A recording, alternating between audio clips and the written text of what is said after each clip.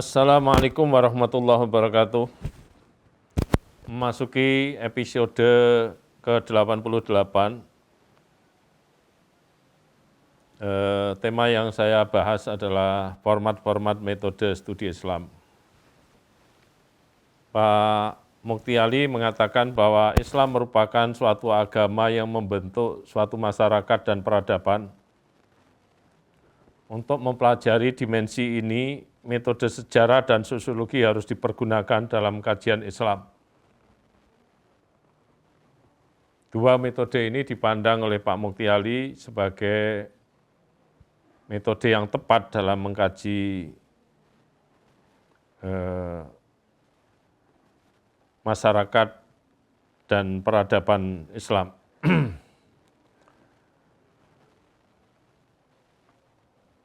Metode lain dalam memahami Islam menurut Pak Mukti Ali adalah metode tipologi.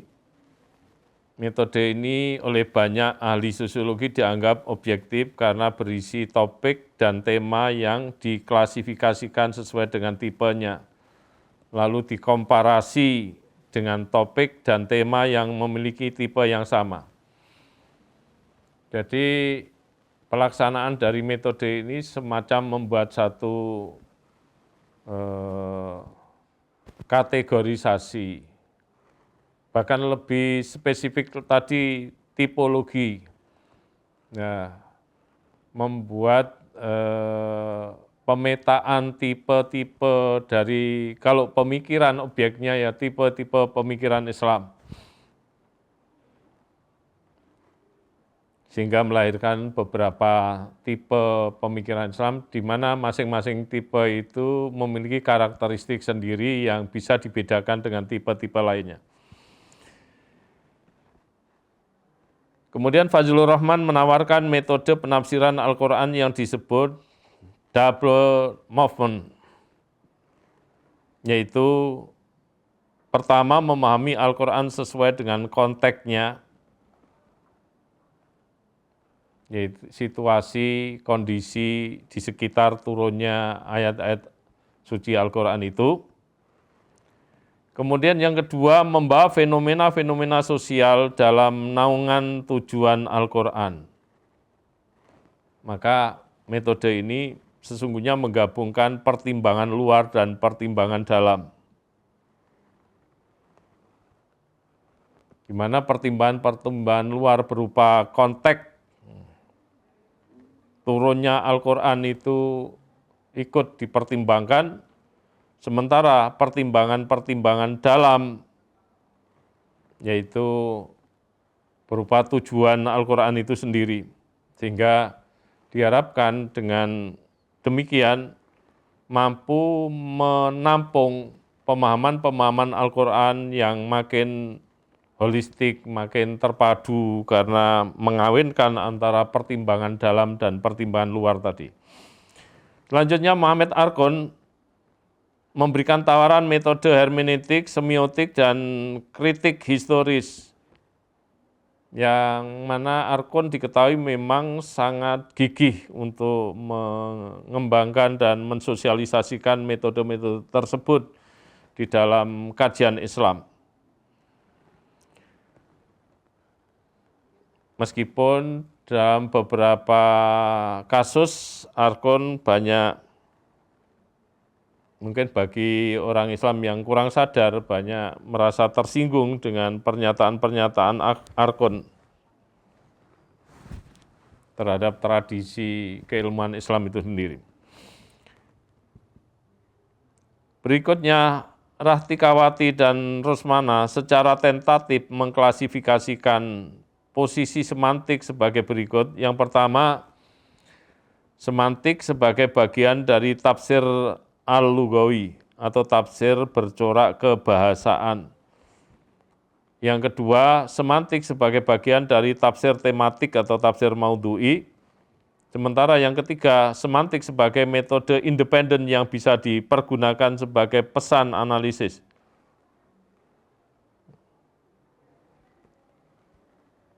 Itu yang berkaitan dengan persoalan-persoalan semantik,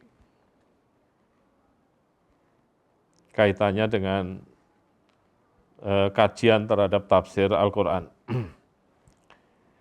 Selanjutnya, Ratikawati dan Rosmana menyatakan bahwa analisis semantik mencakup beberapa teknik interpretasi. Yang pertama adalah interpretasi tekstual, yaitu kata kunci ditafsirkan dengan menggunakan ayat maupun hadis Nabi, baik berupa perkataan, perbuatan, maupun pengakuan.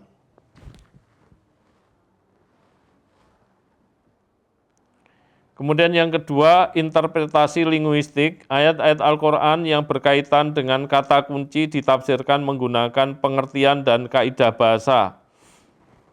Ini banyak ditempuh interpretasi model linguistik ini,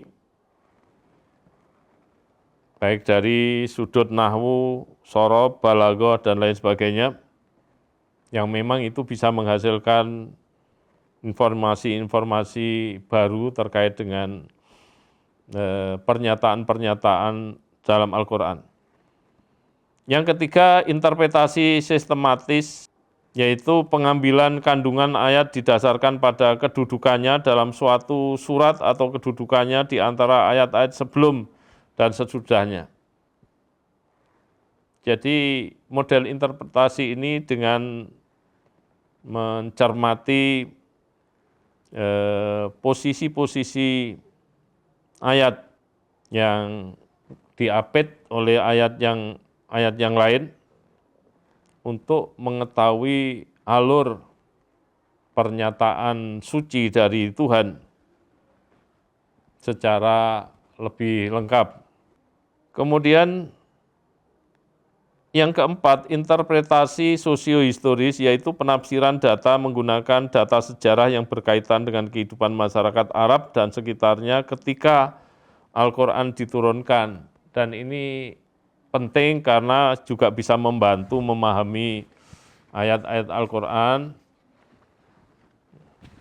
yang sedang dipelajari, membantu memahami kebenaran terhadap tafsir Al-Quran, juga membantu bisa mengetahui kesalahan dari tafsir-tafsir itu jika memang terjadi kesalahan. Karena tafsir tidak luput dari kesalahan. Al-Quran benar, tapi kalau tafsir belum tentu. Kecuali ayat Al-Quran yang ditafsiri oleh ayat Al-Quran. Tapi tafsir yang berupa ayat Al-Quran tadi juga perlu penafsiran dari kalangan para ulama. Yang kelima, interpretasi teologis, yaitu penafsiran data menggunakan kaidah-kaidah fikih sebagai perumusan hikmah yang terkandung dalam aturan-aturan agama. Karena setiap ketetapan syariat itu pasti ada kandungan hikmah, hanya sebagian bisa terdeteksi dan mungkin sebagian belum bisa terdeteksi oleh para ulama. Yang keenam adalah interpretasi kultural, yaitu penggunaan pengetahuan yang mapan dalam memahami kandungan Al-Quran. Saya kira ini termasuk budaya yang terkait, budaya yang berkembang di sekitar turunnya ayat Al-Quran dan terkait dengan isi sentral dari ayat-ayat tersebut. Yang ketujuh adalah interpretasi logis, yaitu penggunaan prinsip-prinsip logika dalam menangkap kandungan sebuah proposisi Qur'ani. Ini mengingat bahwa Islam itu agama yang sangat-sangat rasional. Sehingga bagaimanapun logika menjadi satu instrumen yang sangat penting dalam memahami kandungan yang terdapat dalam proposisi Qur'ani itu. Selanjutnya, Lukman S. Thohir menyatakan bahwa dalam mempelajari aspek multidimensional Islam, metode filosofis secara niscaya dimanfaatkan untuk menemukan sisi terdalam hubungan manusia dengan Tuhan berikut segenap pemikiran metafisiknya yang umum dan bebas. Pemikiran-pemikiran filosofis memang lazimnya digunakan dalam memikirkan sesuatu objek secara mendalam, bahkan kalau bisa secara radikal sebagai karakteristik pemikiran filsafat. Sebuah pemikiran sampai mentok, ibaratnya menemukan jalan buntu. Sehingga radikal dalam aktivitas pemikiran filsafat itu sangat tersanjung, berbeda dengan radikal dalam agama maupun politik yang kesannya menjadi sangat negatif. Pada bagian lain, Supyana mengatakan bahwa metode mistikal merupakan metode memahami Islam dari perspektif mistik. Karena ada juga dimensi Islam, yaitu dimensi spiritual, itu yang tepat didekati dengan menggunakan pendekatan mistik atau metode mistik.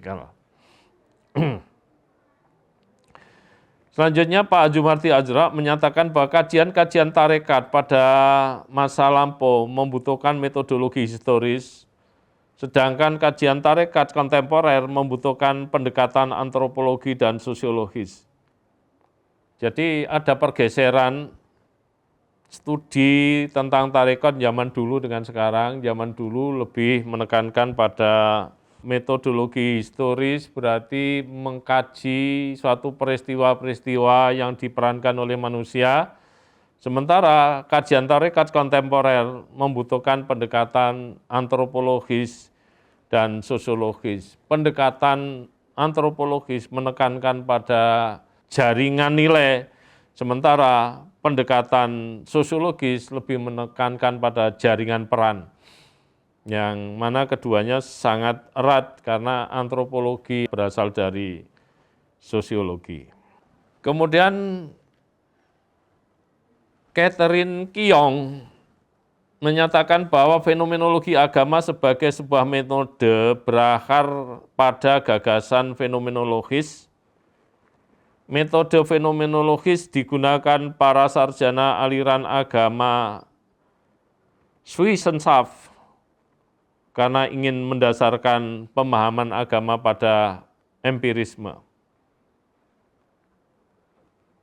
Kecenderungan ini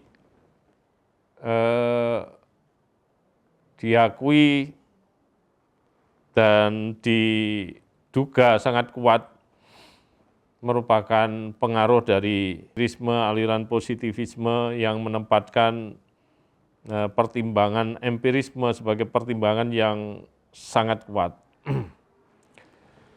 Kemudian Irfan Ahmad Khan menyatakan bahwa satu-satunya metode yang benar dan alami tampaknya adalah menggabungkan akal dan wahyu sehingga kita dapat menelusuri fakta-fakta ilmiah dan mempelajari pengetahuan manusia yang dikembangkan dengan pikiran Al-Quran dan mempelajari kitab suci berdasarkan semua fakta ilmiah dan pengalaman manusia.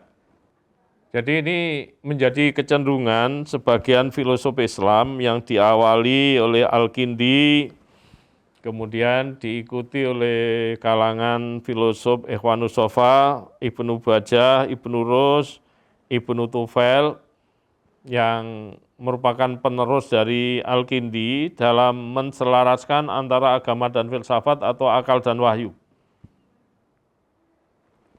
Dalam konsepnya atau teorinya at-taufiq bainad din wal falsafah atau at-taufiq bainal wahyi wal akli, keselarasan atau kesesuaian antara agama dan filsafat maupun kesesuaian atau keselarasan antara wahyu dan akal.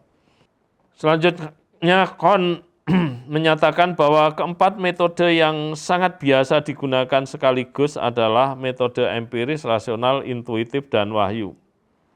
Empiris rasional, metode yang digunakan di Barat dan digunakan dalam tradisi keilmuan Islam. Sementara intuitif dan wahyu itu sudah lama, sejak dulu. Dua metode itu digunakan di dalam tradisi mempelajari bahkan membangun ilmu pengetahuan dalam Islam oleh para ilmuwan Muslim terdahulu. Intuisi misalnya di Barat itu hanya diakui sebagai gejala kejiwaan. Tetapi di dalam Islam bukan hanya gejala kejiwaan, tetapi intuisi telah diangkat menjadi metode dalam membangun ilmu pengetahuan. Termasuk yang saya tawarkan dalam membangun ilmu pendidikan Islam, saya menawarkan juga metode intuitif atau manhaj Ndauki. Kemudian Fatih Hasan Malkawi menyatakan ketika doktrin Islam dibahas, perhatian beralih pada metode penelitian yang relevan sebagai sarana mempelajari pemikiran Islam kontemporer dan unsur-unsur metodologis yang membentuk prinsip-prinsip agama. Ya, ini sesungguhnya berupaya untuk membongkar rahasia di balik doktrin itu melalui penelitian maupun perenungan-perenungan secara rasional. Barangkali dari kegiatan-kegiatan itu bisa diungkap yang selama ini menjadi rahasia yang terkandung dalam sebuah doktrin Islam. Akhirnya Malkawi melanjutkan dengan mengatakan bahwa metode dalam visi Islam dapat digambarkan sebagai tauhidi, tetapi bukan sebagai kesatuan, melainkan mengarah pada segenap upaya menuju pencapaian tujuan akhir. Itu yang dimaksudkan oleh Malkawi dengan metode tauhidi, tanda petik. Ya, metode tauhidi itu tadi. Demikian yang bisa saya sampaikan terkait dengan format-format metode studi Islam. Saya akhiri, ihdinas siratal mustaqim, wallahul muwaffiq ila aqwamit thoriq. Wassalamualaikum warahmatullahi wabarakatuh.